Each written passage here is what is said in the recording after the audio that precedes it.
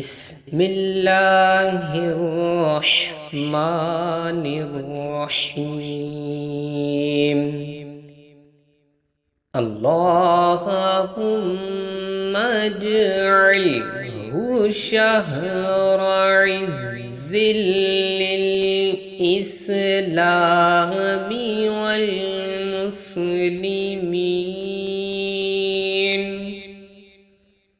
اللهم اجعله شهرا للنصر والتمكين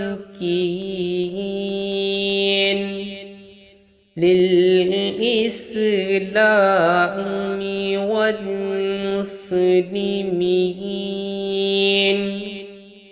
في كل مكان يا رب العالمين.